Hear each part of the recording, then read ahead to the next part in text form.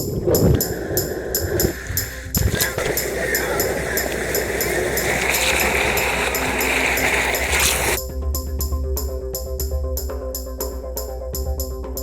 May 2008, my doctor found a grapefruit-sized tumor in the middle of my chest.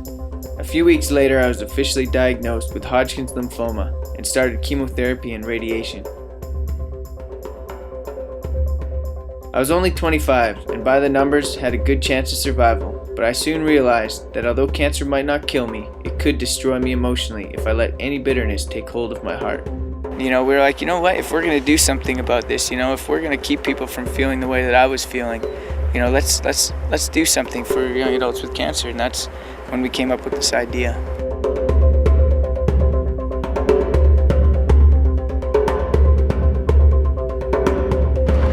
Which makes it pretty interesting. Let's say airport. Airport. Oh, it doesn't pick up the airport. We're going to the airport to pick up Elson Adams, the first arrival. Please repeat. Airport. Please repeat.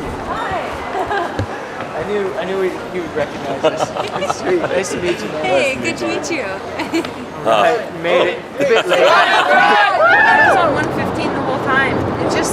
This car it's just pushing it a little bit. Yeah, it's because the wind's against it. As former adventure guides, my wife and I had experienced the unique ability of wilderness trips to bring about growth and healing in people's lives. So we invited a group of young adult cancer survivors from across Canada to join us on an 8-day whitewater kayaking expedition. We wanted to explore with them some of the unique issues that affect young adults with cancer. The Owyhee River in southeast Oregon served as the perfect location for our expedition, with its sheer canyon walls, numerous Class 3 rapids, and because it is one of the most remote rivers in the United States. After 8 months of preparation and with the help of our guides from Whitey Adventures, we were finally ready to get on the water. My sleeping bag is intensely slippery, so I'm basically just gonna slowly slip down the hill and eventually I'll crash into whoever's sleeping down in that general. We're gonna play a little name game, and so before we do that name game, I'm going to Right, so it's Monday, July 13th, and we finally made it to Rome, Oregon, next to the beautiful Owyhee River. I'm glad that we made it here safe, and everyone's really in high spirits, and we're really excited to get on the river tomorrow. So far so good.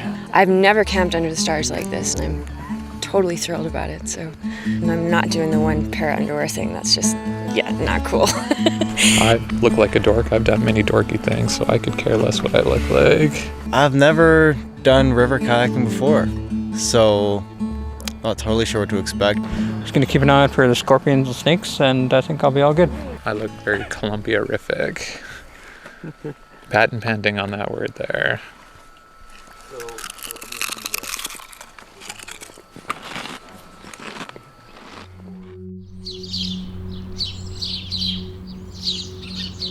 One way that we're going to use to sort of introduce the themes is we have our little theme cards. You're just going to go find a nice spot by yourself out here, and it's sort of like just a morning quiet time, a time to sort of reflect a bit on the theme of the day.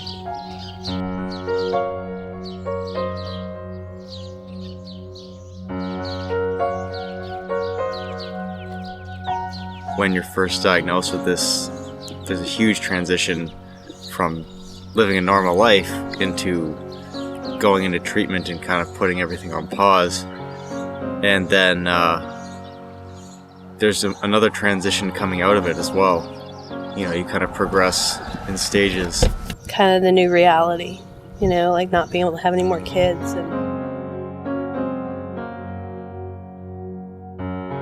Yay, we're finally about to get on the water. Woo! Don't get frustrated. It takes a while in the saddle to really get the feel, because what it takes is a real good balance as far as right and left, and a lot of us are not ambidextrous. As we paddle around, it's really forgiving here, so just try and set up little points to paddle to. If you veer off of them, that's okay. Try it again, and if you spin out of control, enjoy the scenery. It's going to be an incredible challenge for me physically to go through the 8 or 9 days on the water here. And yeah, we'll see how I feel tomorrow morning after a good night's sleep. And Entering the canyon is just always stunning. I think that's just an amazing moment to watch all these yellow blade paddles just going up and down as they're in front of me, going into this huge canyon. It's just a really neat moment.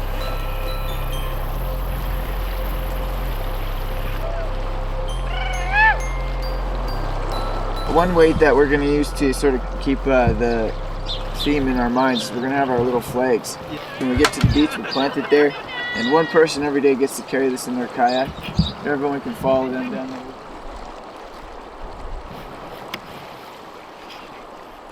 I suppose that there's usually a large negative feeling and you know, maybe even actions right at the beginning of a diagnosis, and then you go into treatment, and I didn't have that. I really believed what the doctors were telling me. We were going to beat this thing. We were going to be very aggressive. I'm young. I can take it. Cancer is not a death sentence. It's just something you have to get through, and I'd seen that all over the place. The transition happened when my body was no longer something that I could really... It was extremely diminished. It was my lung capacity, my capacity for breathing was terrible. I couldn't walk upstairs. I was like an 85-year-old man in a 32-year-old's body. It's just disappointing if you've worked hard, you've mastered another language, you've taken a lot of courses, only to have all of that washed away. I worked hard, I got some extra education, improved my French skills, got some project management skills, got into this industry that I didn't have, which is incredible, you know, video games. Got to the position that I wanted, and then 1 month later, you know, everything just derails because I get diagnosed with this ridiculous cancer. It almost seems like it could be for nothing. That is an issue for me. Yeah. What kinds of transitions did you go through when you were diagnosed with cancer? That this is a life-changing disease. Coming out of it, we're not going to be the same as we were. It was a lot. It was a lot of transitioning. You know, not something I guess I had planned for, so to speak, right? Because since chemo, I have some other unknown big question mark issues in my body. Is it fibromyalgia, or is it like inflammatory bowel disease? Is it rheumatoid arthritis? There's all these just big question marks. And it's really frustrating. I was doing a PET scan, you know, and a week after that I started chemo. And like that transition I think is so abrupt. And for me anyway, one of my immediate thoughts was, oh my God, I could die. Like not 40 years from now, but I could die right now. And that's really scary. But I mean, the other side of that coin is I might not, you know? As long as my face isn't cold tonight and I don't get sprayed in the face with a sprinkler, that'll be great. I like this thing.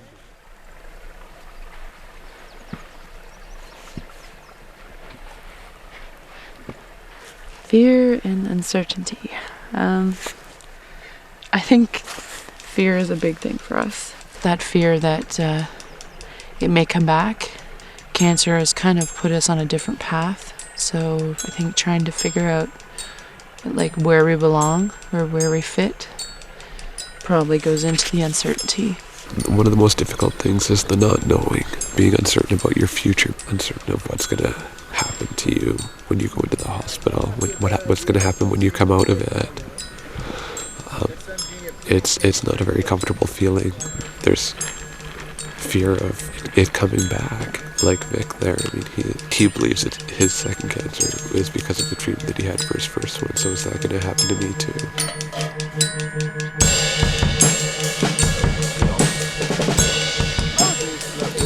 Mortality is something that we're forced to face. I guess as a kid, being a kid, you know, you're scared of needles. Right? That was the biggest fear I had. Totally. I felt like I was paddling. I'm like, okay, if the river goes this way, which way do I have to go? And I think the whole uncertainty thing is something that we all have to deal with. You know, me and Bonnie don't even know if we should even bother making plans anymore. Cheryl, do you want to carry the flag today? Sure. That'd be great. So we'll have this in the boat. Today, just to give you guys sort of a little heads up, we're going to be starting to hit rapids on a regular basis. We'll see how far we get down the river today. I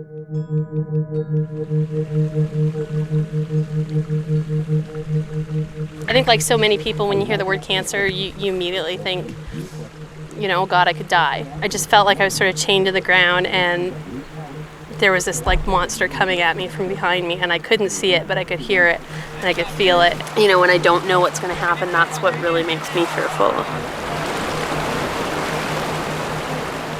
I think the problem was every time I was told to avoid it is where I went to it. See that rock right in the middle? The black one? You just want to go to the right, just after that. No, you're fine. We'll do great. And then I think what happened is I tried to get myself off of it and kind of tilted, but I think I scared myself and ended up turning over.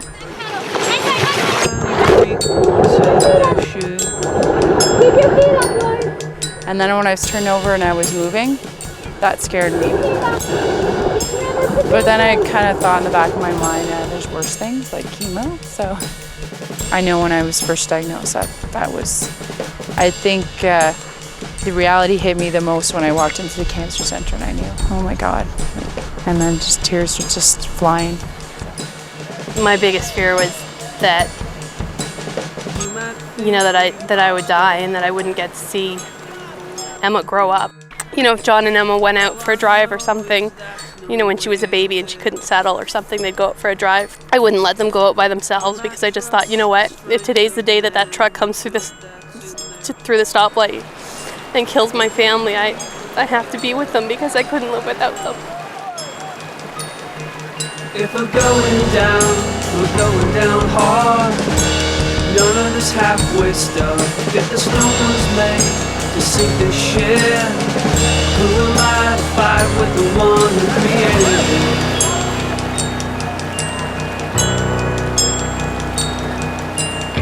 it? They used the term your large intestine kind of exploded and went into my small intestine. So they had to remove pretty well all of it. I had 6 months of chemo. I had treatments the first 5 days of each week, and then basically had diarrhea straight for 2 weeks, and then it's like a roller coaster. And then I had a week of kind of build my system back up, and then hit me again, build it up, hit me again.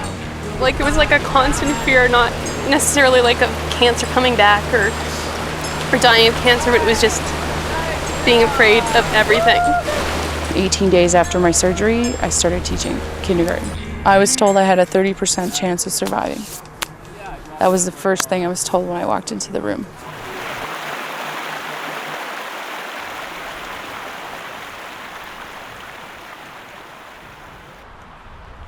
I don't know what to do.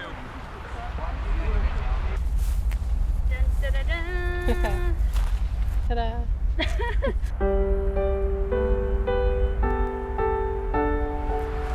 I'm positive that cancer sucks. Not only that, but it also blows. A feat impossible for us, because we can't suck and blow at the same time. I'm positive that bad things are going to happen. They can't all be avoided. I am also positive that tomorrow is another day, with possibilities too numerous to count.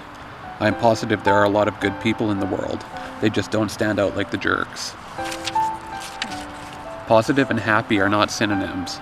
All emotions must be experienced. We have them all for a reason. Not to be suppressed, but acknowledged, experienced, then let go. To experience the whole spectrum of life. Yeah. That was awesome. That's awesome. It's the biggest bug net or head net I've ever seen. Put it on. Put it on. That's a great look. You look like a beekeeper. Just put it over your chair. There we go. Alright. When can fear be a positive thing and when can it be negative? I hate fear. That is to say, I see fear in other people, and I sometimes, not always, you know, if I consider it to be not a particularly legitimate fear, I sometimes get incensed. Come on, you know, just come on, just do it. You know, there's nothing there. They're just phantoms. You know, like Elson said, I think fear becomes a bad thing when it stops you from doing things that will help you live a more full life. Knowing that I was having this poison injected into my body that was killing everything good in my body, as well as everything bad, was really hard for me. Everything leading up to me going there, coming home, everything around chemo was anxiety producing for sure. It was horrible. There's one quote here. It says, "Every time we choose safety, we reinforce fear." I think we, as young adult cancer survivors who have faced fear, we need to be the people that step out. I'm going to say, to living beyond fear. Yeah, fear. Living beyond fear. Awesome. Cheers. There's a lot of uncertainty about whether when people signed up for this trip, whether or not they would be able to do this. And this day really proved to us that they were able to, and it was really awesome to see them sort of conquer the fear that they had and the uncertainty that they were feeling. It's forage. It's fake orange.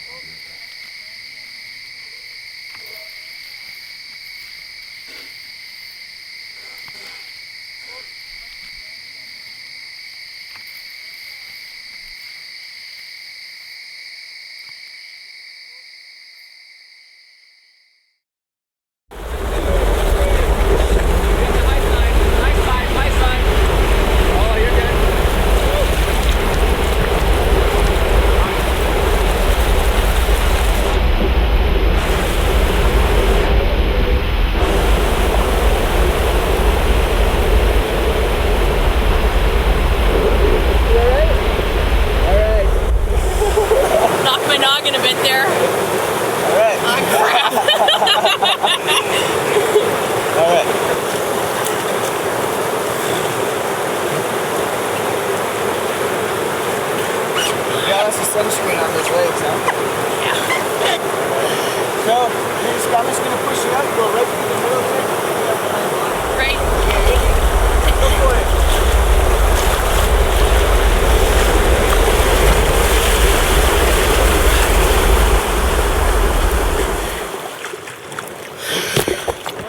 Well, that was fun.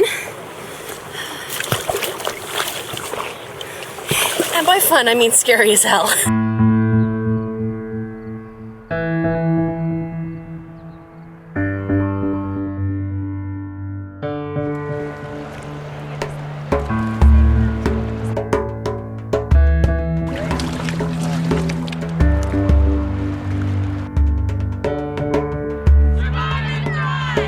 So I remember being ill and being bald and not wanting to look at myself in the mirror, not wanting anybody to see me the way I looked because I thought I looked horrendous. But there wasn't a whole lot I could do with my friends anymore because a lot of them, we were into, rock climbing and hiking and things like that, and that wasn't really something we could do anymore. So it's kind of interesting because the word cancer has been so mystified, like we were saying earlier, that even 6 months in, I knew that I had cancer, but didn't really sink in. So that took a while to kind of get used to, because the word has so much power in it.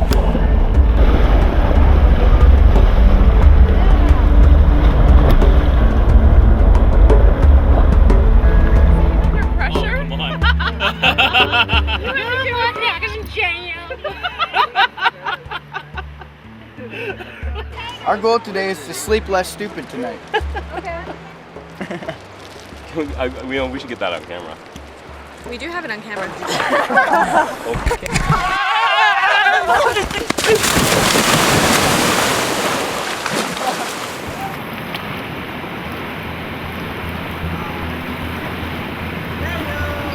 I kind of put myself into a really deep, dark hole where no one could access me. I didn't want to talk to anybody. I didn't want to do anything. I didn't want to have any fun because I felt like crap. I was depressed, and I cried most of the time.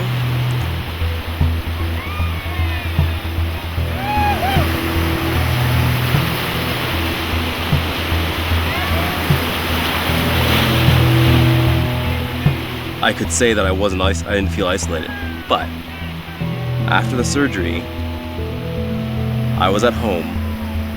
There wasn't always somebody there, and I'm there in bed, lying there for just hours and hours. I'm nervous about getting in the middle of those two to start. I just want to get down one without wiping out. That's all I'm saying. You've been down them without wiping out? Not lately. Oh, we got the rock there. Okay, a little hole. Keep your feet up. Keep your feet up. Keep your feet up. There you go. All right, good luck, babe. Thanks.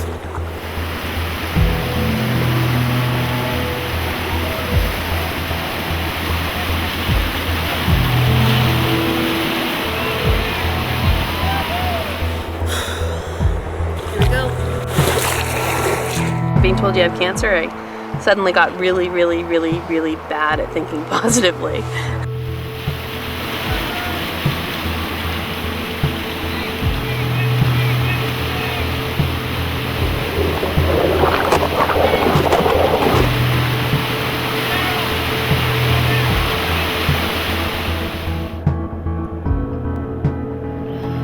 I think, that when we went down earlier and I smashed my leg up pretty bad and just waiting at the top of this one, I just really didn't want to come down.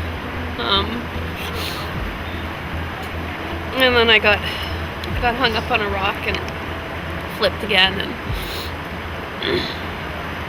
I don't know, I just feel like I can't do anything right today. It's really frustrating.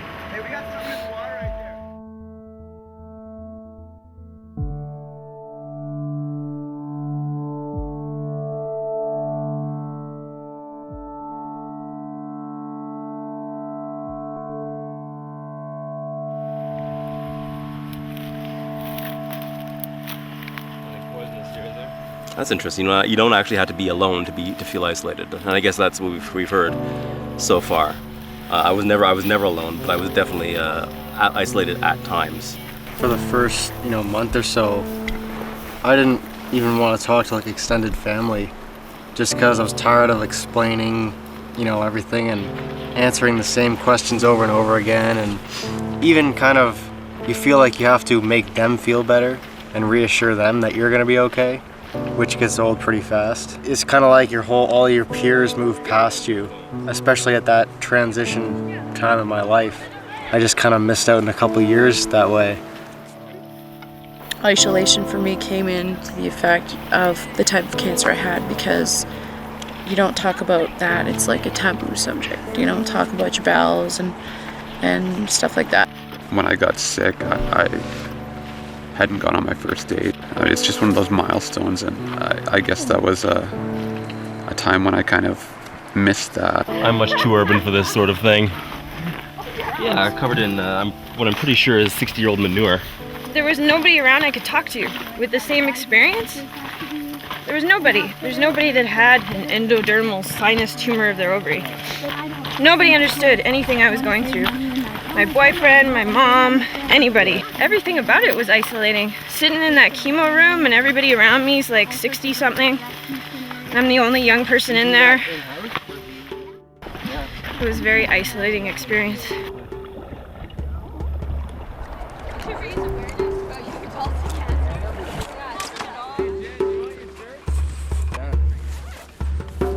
How did you do that? That's my wife.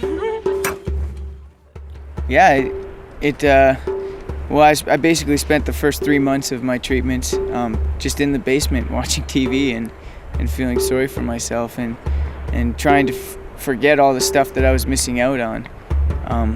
That summer, it was in the middle of the summer, and I just hated being inside, but I didn't feel good enough to do a lot of stuff. And even though I was living in my hometown, I didn't even try and connect with any of my friends, and none of them really even tried to contact me either. So I felt very isolated. There was one night where I was just like, I just could not take it. I was like, why, God? Why is this happening to me? I felt like I was in the place that God wanted me to be, and and it just felt like I was torn away from that without any chance. And so I just was getting so angry and so upset, and I just laid down face first on the floor and just said, I am at the complete end. I can't even understand where you're going with this. I don't know why you would ever do this to me, and I just cannot understand it. So I just laid there and cried for a bit, and then for some reason after that, I really feel like he changed my attitude.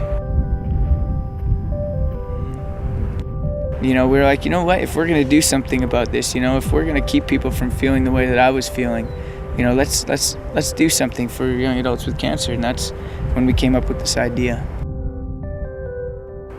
I had those first thoughts like, why didn't I get it? And then to watch him go through that, and to see him in a lot of pain in the chemo treatments, and then just to have such an abrupt change of lifestyle for myself too, but also to see his passions kind of taken away, or so it felt like at the time, was really difficult. Feelings of purposelessness and all that kind of stuff, loss of direction in life, like it really just uproots you and just throws you in an entirely different direction that you never would have imagined. It's just a real shock, a real shock to your identity and to who you are and what you think that you love. I've never experienced such a crazy transition in my entire life.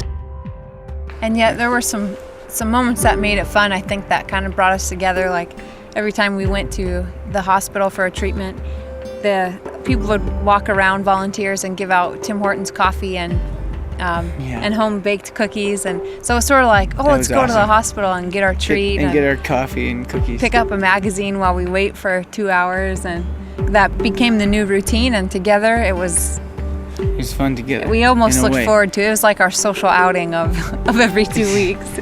I think as somebody who is a supporter versus a survivor, or somebody being diagnosed and going through cancer, you want to do everything you can to help, and there's weird moments where you are really helpless. I can't necessarily hold the same billboard, but I can be right there holding his hand, as he holds kind of the flags up for these issues that we want to bring to light, and that's a great place to be. Bonnie's got the sweet slogan, "Huck it huge."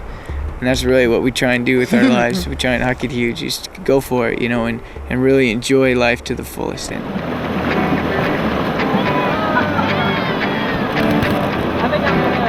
I showed up with this support group, and all the people there were like 50 years old.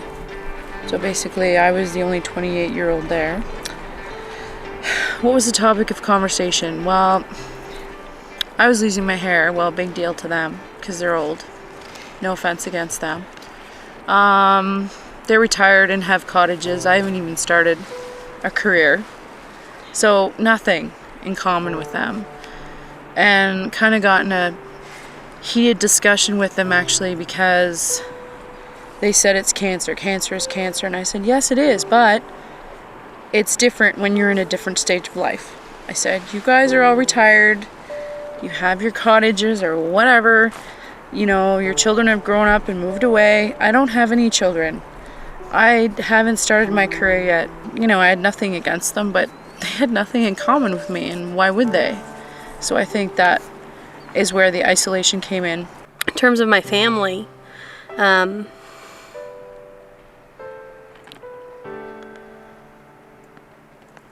really messed that up.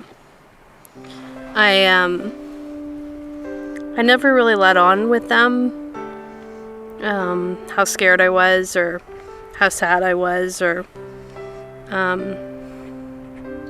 anything. I mean, I think I hid it from myself a lot too. The rare times when I did sort of let myself feel the fear or the sadness or the loss or the anger or whatever, it was usually in the middle of the night, and I would just quietly sneak off to the bathroom and have a good cry and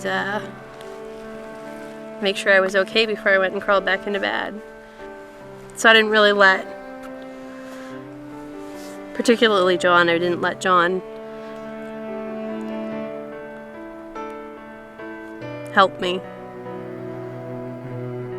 And I really messed that up. it has fundamentally altered the nature of our relationship. There's this space between us. And we just can't get that back now. And it's gone.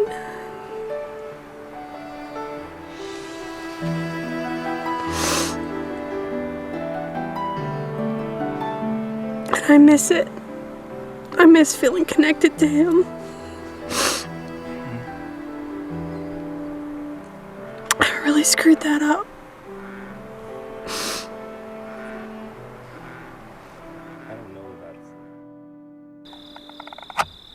It's Thursday, July 16th, and day 3 on the river is done. And it was a really long day, so far. but it was an awesome day. Everyone swam. A lot of carnage. There's a lot of Boat flipping, and we're really excited because we're sleeping in tomorrow. So it was a really good day, though. Night. Night.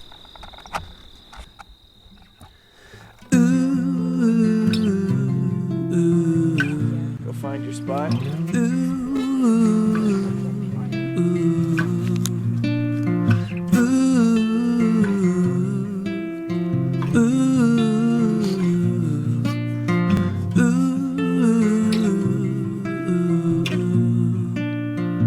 I get lost in the moment, I get lost in the clouds.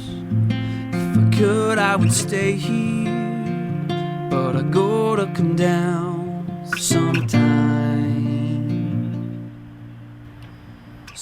Coming into the bank, see these interesting rock formations around, and then Mikey says we're going to climb to the top of it. Now I've got my head somewhere else, and I'm happy to pretend. It totally does. Where's Mikey? No way. I did shut down a lot when I got diagnosed. I wouldn't let a lot of people see what was really going on. That shutting down, yeah, I think it was a really big piece of protecting myself. It was like, I have to get through this, and to be able to get through this, I can't be that raw and that open. It was too much. It was way too much. The chemo, I mean, I remember lying there in bed and just feeling like I couldn't move at all. And it was just me. You know, I really thought of my boyfriend as my partner, you know, someone that I was going to continue my life with and move through all these different phases, and I expected him to be there for me. He just didn't know what to do, really. You know, he wanted to fix it, and he couldn't fix it. He couldn't fix me. And he couldn't stop me from feeling so horrible all the time and depressed, and nothing changed, and it was really frustrating for him because I wouldn't change. This is forever. Goodbye to the striving. Goodbye to goodbying. This is forever. Goodbye to the striving. Goodbye to goodbying.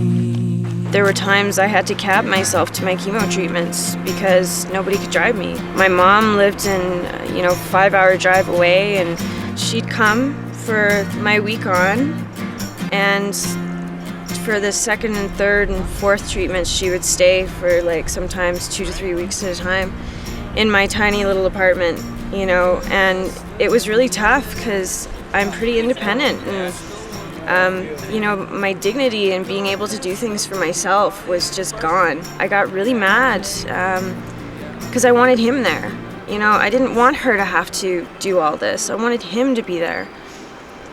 And he couldn't. It was a hard one to let go of. So, still working on that.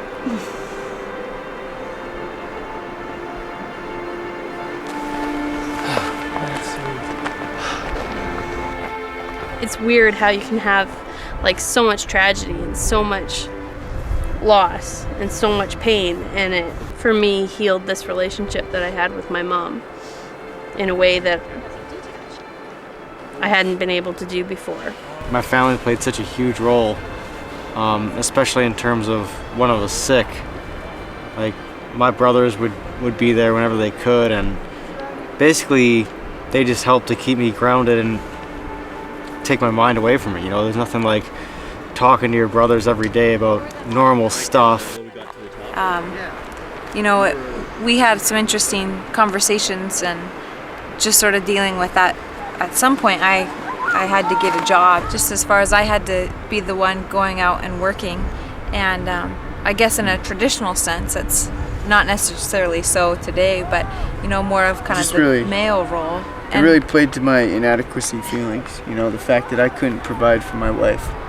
You know, I was the one sitting at home feeling terrible watching TV while she had to go get up at 4 in the morning and go do physical training, you know, and I had a really difficult time with that.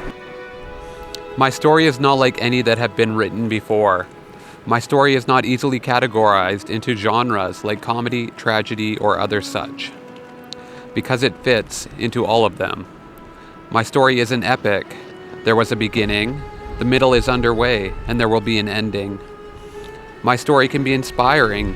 It can be sad or make people angry.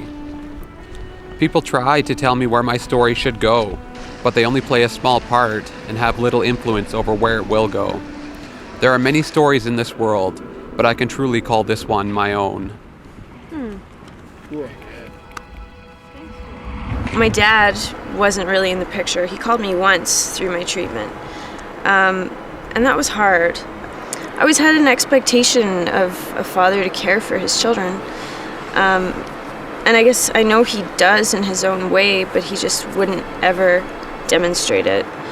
It was hard not hearing from him at all through my cancer experience. I really felt like it was a burden. I really found it really hard to ask for help. So I didn't.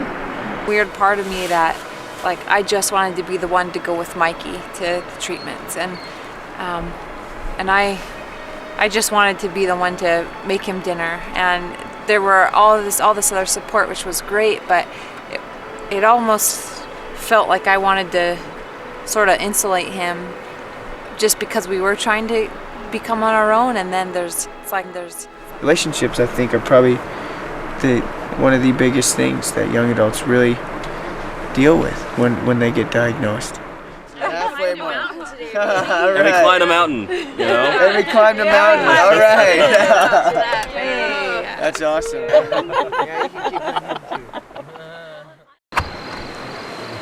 So today is, I have no idea what day it is. It's day 4 on the river. Friday, July 17th. Okay. I'm grateful for this relationship. Yeah, me and Bonnie got to talk about our relationship and how awesome it is. And how blessed we are. Yeah, how blessed we are. Got a good chance to grow those relationships today. Another good day. All right.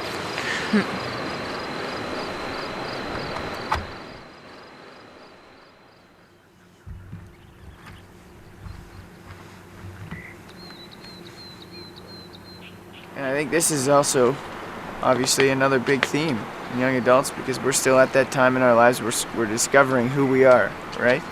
We're trying to move out on our own, we're trying to separate from our parents and create our own identities. And we feel like we're a bit behind in a way. I think it's really important to use cancer to sort of help shape who we are, but not let it define us, not let it become our identity. Look at him. Look at that skull. You guys ready for this? I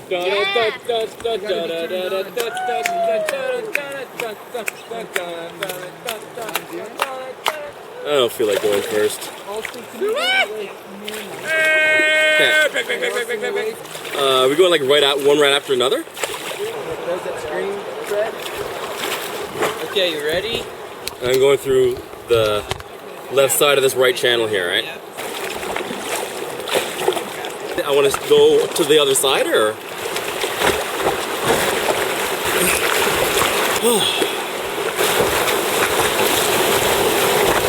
Yeah, here we go. Oh, where am I going? Left, okay. In the middle? Right here.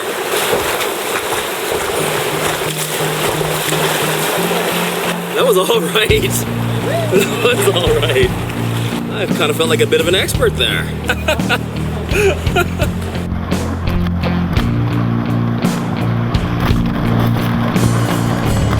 Got a plan for your son, all you need to do is pay close attention.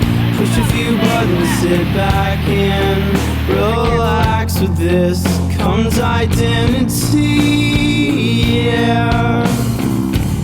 This is how we... 2 weeks after my follow-up, I discovered that lump, and it turned out to be the osteosarcoma, which is, of course, when the bone got radiated, it just, formed another tumor, I guess.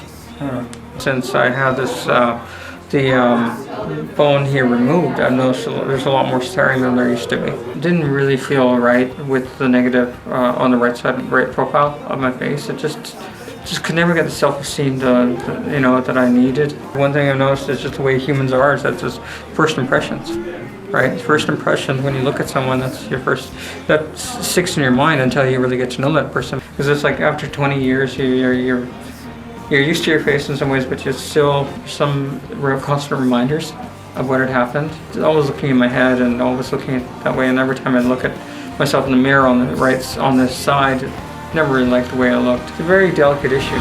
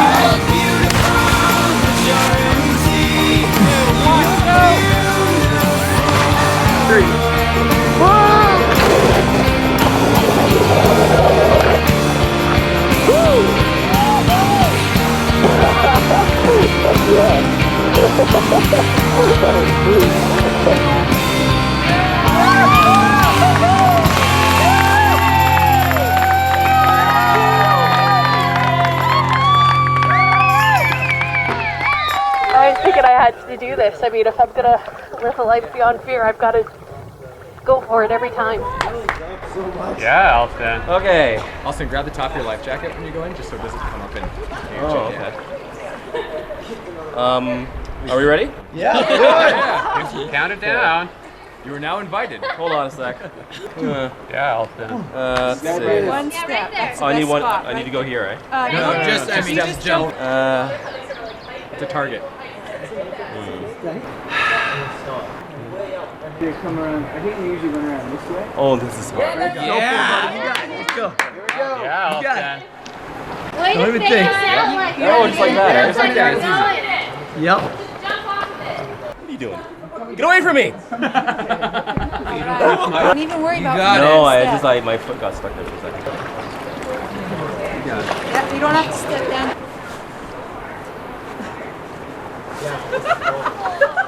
3, 2, 1. Oh my god. It's that extra 2 feet.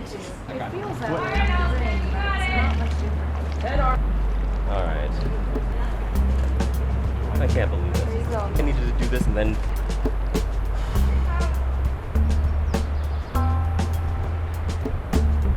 I hate fear. Come on. Just come on. Just do it. There's nothing there. They're just phantoms. They're just phantoms.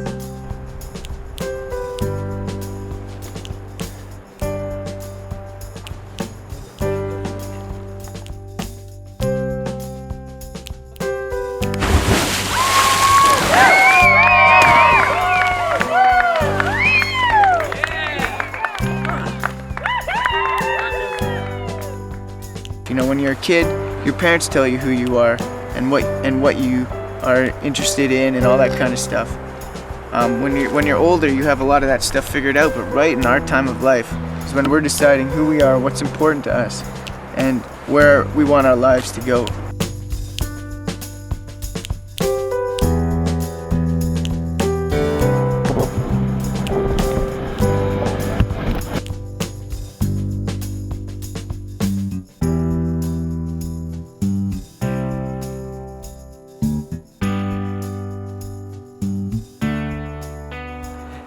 play by the rules, you do what you're supposed to.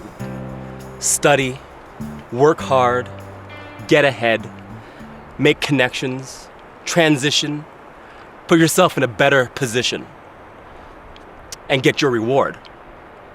And what did I get? Well, on May 3rd, 2007, I got cancer of the esophagus, adenocarcinoma.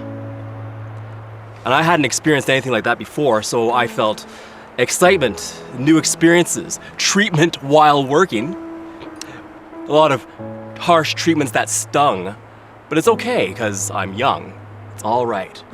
On August 27th of that year, 85% of my esophagus and 25% of my stomach were removed. That was a hell of a change. Weakness, irritability, hate, self-loathing worn like old clothing, mental and emotional strain, more pain, discovery through recovery. Return? February 2008. 2 small metastases, 2 more tumors in nodes. And I parenthesize, these are nothing but vectors for cancer. End parenthesis. Keep going. Fight through this thing. You will get through this. All we have to do is have more treatment. But of course, I got another tumor that year. I went back to work. Nothing worked. 2 months of failure. 3 months torture. 4 months waiting. 5 months return. And what did I learn? Acceptance. I can do more. I can face more. I can be more. Because I am alive. I would hope that, cancer diagnosis or not, that everyone finds a way to be happy with who they are. You know what I would say? I would say find something that doesn't change. What doesn't change? Mikey, I think that Find that constant. at least 4 times this week, you've been building to a point, but you just haven't said it. Would you care to say it? I think, honestly, I don't think I ever could have found out who I really was apart from my relationship with God. That's been the one thing that stayed constant throughout my entire life, but especially my cancer experience, was that I knew that I had a God who loved me, who wanted the best for me. And no matter what happened to me, that would never change. If I died, that would still be the same. If for the rest of my life, I couldn't come out here to this beautiful place, that would never change. If I was completely isolated, that wouldn't change. If I, had some serious issues with my transitions, that would never change. It really was the one thing that will never change. You can't base your identity on things that will just wither and disappear. What I would desire for people to know, to discover that for themselves, that's what I would really like. We're all coming from different places, but we want to encourage you guys to search. If you know what that is, then hang on to it, but keep searching, because you gotta stay grounded with something, and we know that.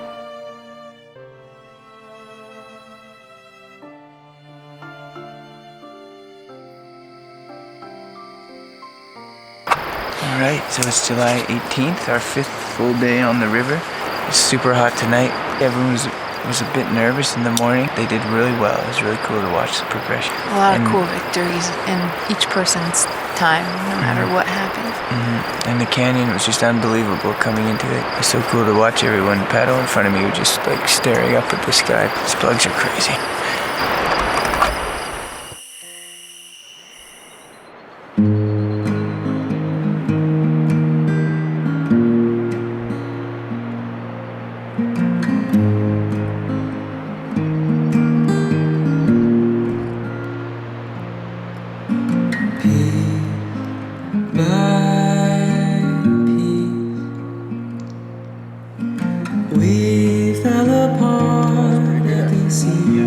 I had 3 scars in 2006. The first one is from my port. In January of 2000, I got This scar right here, you can't see it, it's about an inch long. That was from a third ventriculostomy to relieve spinal fluid pressure that was building up behind my tumor. There's one going from below the belly button all the way here. There's a couple of little ones on this side for tubes to get rid of stuff, collapsed lung puncture wounds here. And we also have this little guy, which is a portacath for the delivery of chemotherapy, and it'll actually set alarms off in the security of the airport. My scar I got in 2004 when they had to remove most of my large intestine and a portion of my small intestine. They had to do a resection of my intestinal tract. I had surgery to remove my right ovary and fallopian tube. It's called a salpingo-oophorectomy. Every time for chemo, they would find a new vein in my arm or my hand. And so a lot of the scarring in my body is inside. All these veins are sort of dead. So I have just one big scar, which is right here from a Hickman line catheter. They just cut a little hole, I think up here, and strung it down here, and then that was in there for about over a year. Yeah, I just told myself that this summer I was going to take some time off and really have some fun to make up for what I missed. Basically just some of the better years of your youth, you know? I know all the stuff that my friends got to do when they were 18, 19, 20 that I missed out on. Nothing all that great. I mean, just starting university at that age, and maybe a lot of stupid, reckless stuff that I probably shouldn't have been doing anyway, but you don't get a second chance at it, you know? Part of my identity used to be that I was an athlete, and that's gone now, so it really does kind of change your mindset and how you look at participating in life. I guess a cancer survivor is one of the ways that I define myself.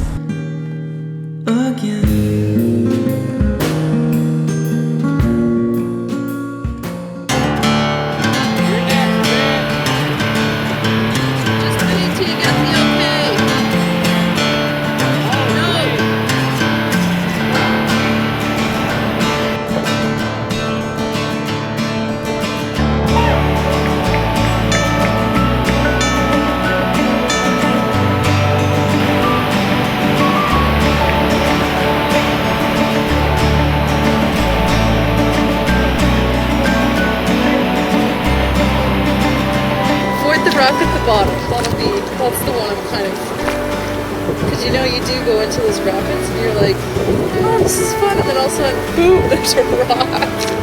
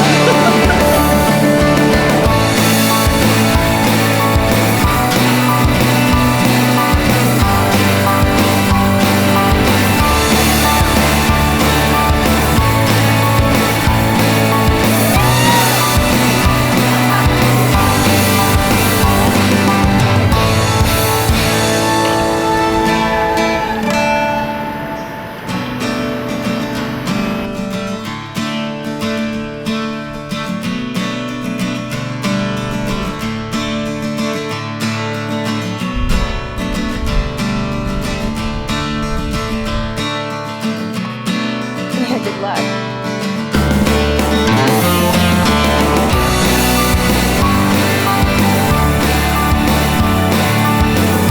soon as I step on Jason's foot, I'm off the ground. We'll see how many times I can go around. You monkey! Monkey! My pants are falling! You moved me! You moved me! You totally did it! Oh, yeah! Yeah, high five! Alright, next time. Oh, I got blue! Yeah, that was I got blue! Yeah, thanks. Yeah. My high was doing that class 4 today. thought that was awesome. And then watching everybody come through and just kicking it, I thought that was awesome. It was actually just going through one of the smaller rapids. It was kind of a technical one, and I just went through it perfectly, I thought. And this is the first time you guys have all been doing this. It's been amazing to watch you really just try things and go for it. And it's that whole living beyond fear, you know. I think you guys have all really grabbed a hold of that. I'm sure all of you know by now we're going to do a 24-hour solo. It's going to be difficult for everyone. I know that because in our culture we're not used to silence. We're not used to stillness. We're not used to being alone.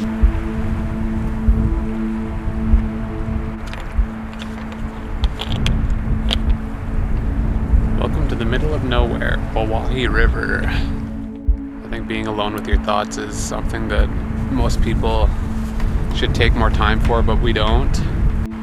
It's going to be an interesting experience because I haven't spent 24 hours by myself and mostly silent.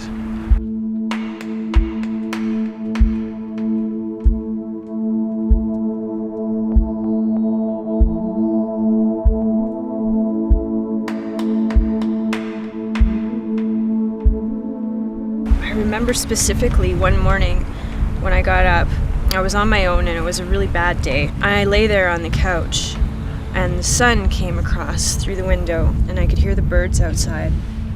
And I think that was the first time that I'd actually, through that cancer experience, stopped to not pay attention to what was going on in me, how gross I felt, but to actually pay attention to what was going on outside.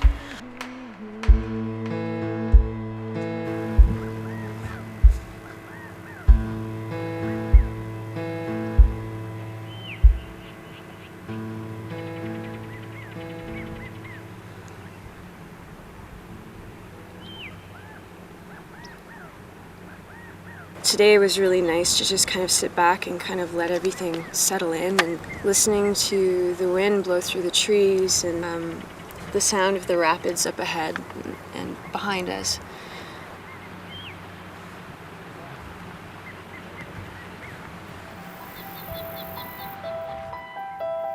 You know, cancer took so much from my life, and it hurt so much. But it has opened up this whole new world for me. So this trip has been quite emotional for me, actually. I have been distracting myself for a long time, and I'm not sure yet, but something inside me has changed, and I feel like something's touched me. I don't know how to describe it. Despite everything that I've lost, despite all the pain I've gone through, despite all the sadness and the anger and the fear, despite all that, I think cancer might be a gift to me.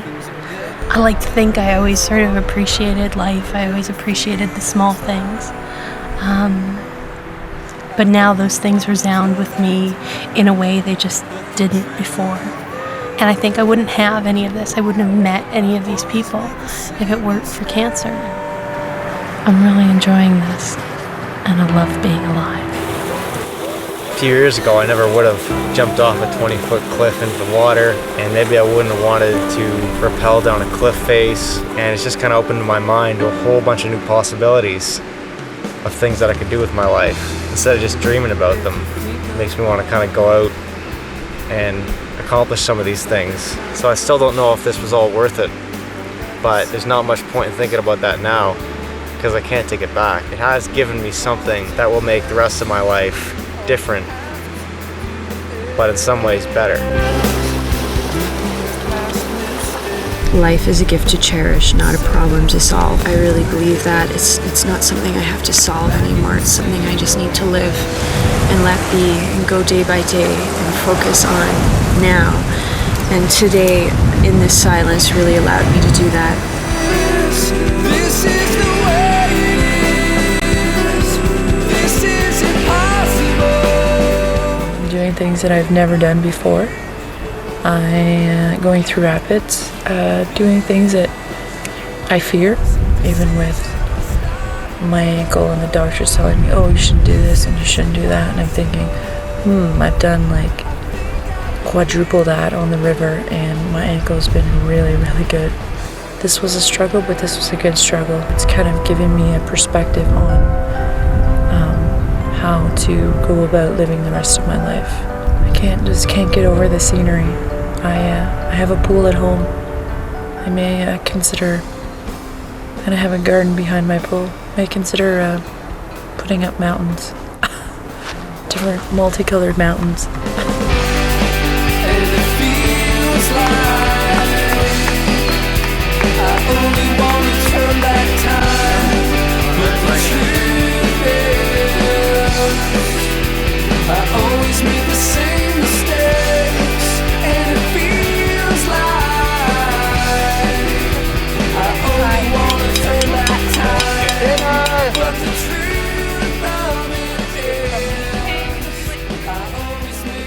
If cancer were a person, how would you describe it? Resilient, pitiless. Reminded me of this show I watch sometimes called Frisky Dingo, which is a really stupid animated show featuring a villain who tried to build a giant rocket that would shoot the Earth into the sun, but it ended up firing the wrong way and moved the Earth like 3 feet away from the sun and cured global warming. That's awesome. The immediate thought was, as a person, it was just somebody I'm going to punch in the face. Punch right out. Cancer? With a bit more reflection. Has anyone seen Office Space? Yes. Imagine Milton Wadhams with power. Cancer for me is a ninja dictator thief. Ninja because it comes in silently, you don't know it's there, and then all of a sudden, dictator, boom, it takes over everything. And a thief, and it will take everything if you let it. It is human, so it can be beaten and destroyed, and as we see dictators fall. That's actually pretty good. That was that. I like that You one. know, cancer is not good. It's bad. It's evil. It's terrible. You know, it's trying to destroy us. We can turn that around. We can throw it back in its face and learn something from it, and grow from it, and become better people because of it. You know, and that's how I would describe it. Monday, July 20th. Day 7 on the river. It was our solo day, 24 hours. Alone, just out there by yourself thinking. So our theme for the day was silence, and we decided that, you know, young adults need to be able to take some times of silence. It's such a drastic change of life that you just really need some time to refocus and decide where your life is going to be going now.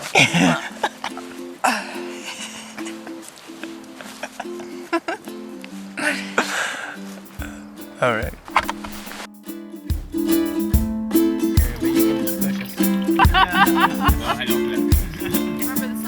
This is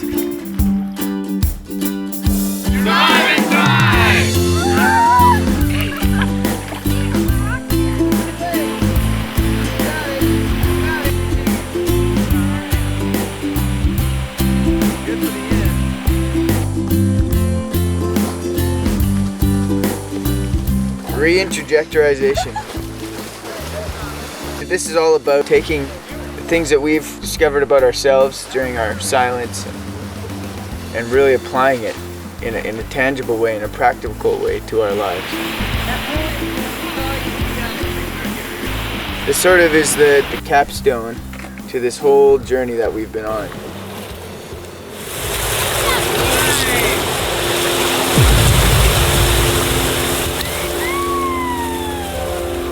I was a healthy, athletic kid when I was younger. I played hockey and soccer for 11 years. I get sick. Okay, I can't play my sports anymore. The gland that my tumor was on regulates your body's 24-hour sleep-wake cycle. My cycle's not resetting properly, never quite awake, never quite getting into the levels of sleep that I need to recover. After treatment, I mean, there's the cancer patient and then the cancer survivor, and transitioning from being the patient to surviving, and then trying not to to label myself as the poor cancer kid anymore.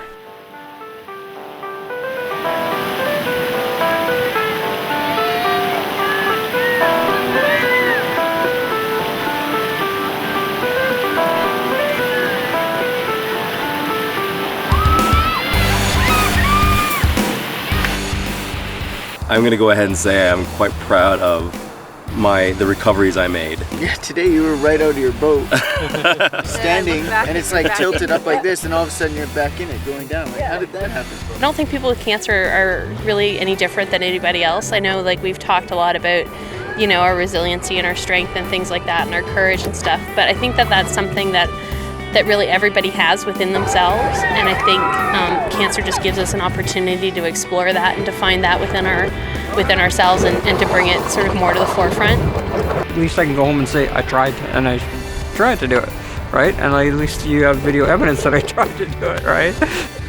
Some of the most difficult people on trips are often adults. They have their ideas of what they can and they cannot do, and they aren't willing to go outside of their comfort zones or their boundaries.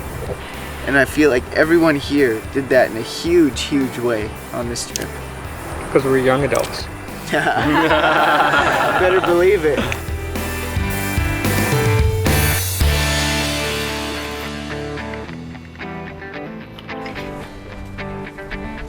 So Lori and Cheryl win the Super Trooper Awards for this trip. Absolutely.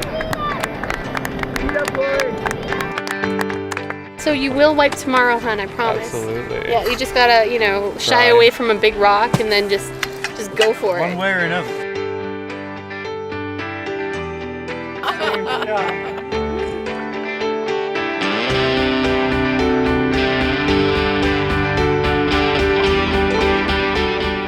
If I don't have hope, I have nothing, right? And I think I kind of let that go for a little while during this whole cancer thing, especially during the last 10 months or so. In a few days, I'm going to be starting treatment again, maybe going back to school, probably starting a new career within cancer, the cancer advocacy community. And all of this has given me much more fuel, much more impetus to do that. That mask stuff, that whole identity stuff that I try and portray, you know, we've had a chance to actually see through those masks, you know, to see what's at the soul of people in our discussions and while we're on the river. Survive and thrive! Woo! All right. I dropped my fist. You dropped your fist. And that brings us back to the big story, right? We started out talking about the big story. This 1 week is just a small part of that story. Don't leave it here in your story. Take it to the big story level. Stuff happens to you, you know, that you can't control, but you can choose where you go from there. Our story really begins right now. All right, well, Day 8 on the river is all over. July 21st. It's amazing that it's actually over. After all that planning and all that work, you know, bringing everything together. When you actually do make that new trajectory of your life post-cancer or post-treatment, just to really choose an adventure. These bugs are getting crazy, so that's it. Try it off.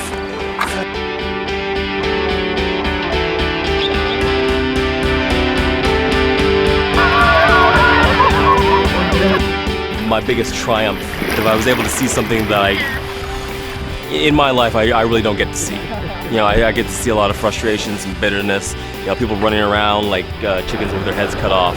But here, we had a chance to really take stock of what is important and see it in action. That's the really important thing, to actually see these things, these values that people talk about all the time, put into practical action. I was miserable before cancer. I had friends, but I didn't have a large community. You know, I wouldn't say that if you need community, ask for cancer. That wasn't exactly how it worked, but you know, I don't regret it one bit. Will I spend the whole night fighting with some ghost?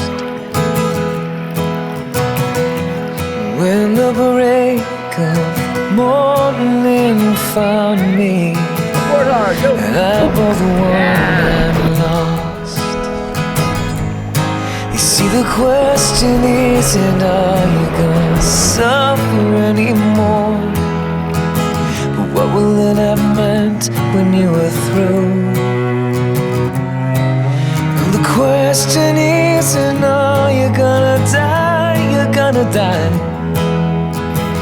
Will you be done living when you do? And I spent the whole day running, trying to catch the sun. When the darkness overtook me, all my running and made me strong. You see, the question isn't are you gonna suffer anymore, what will it have meant when you were through? Well, the question isn't are you gonna die, you're gonna die. You'll be done living when you do. So run till you cannot take a single step in strength, then crawl on your hands and knees till your hands and knees they ache. But when you cannot crawl, it will be me you call to carry you back home again.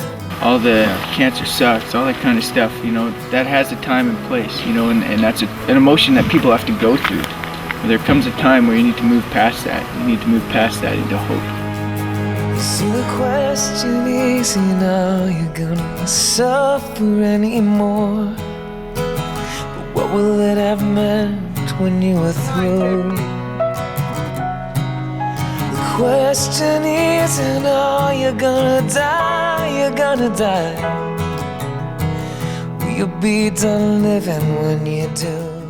We feel really positive about everything. The only thing we don't know is what's next.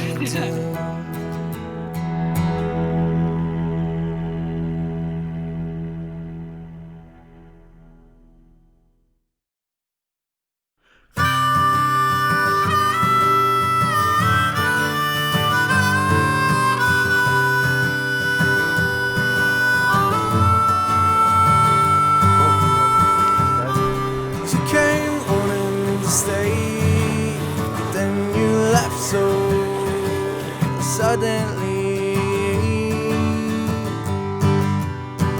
left me to think about the way I wanna be.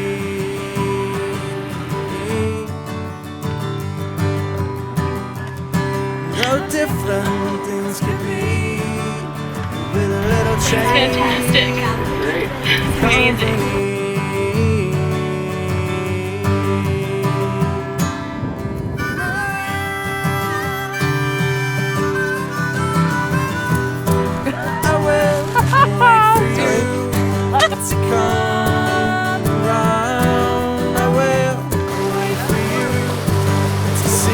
I think I'm ready to tackle it.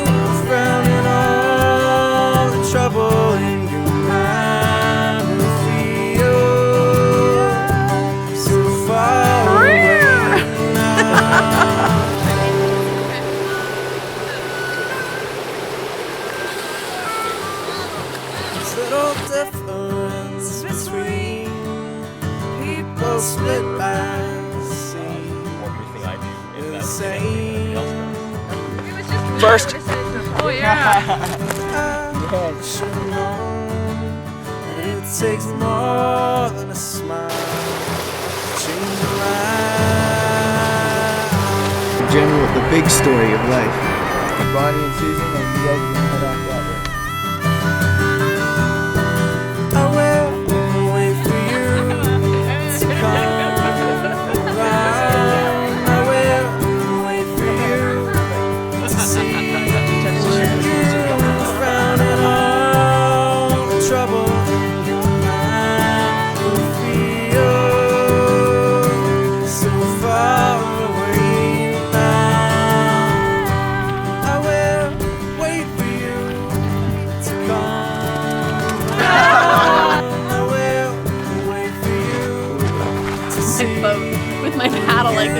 lean back like this, and Mike's like, oh god, now I'm stuck.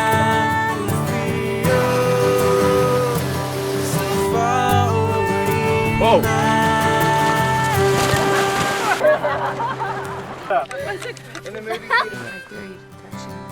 Feel that. Oh. Yeah, but we'll check it out at lunchtime. Sure, just videotape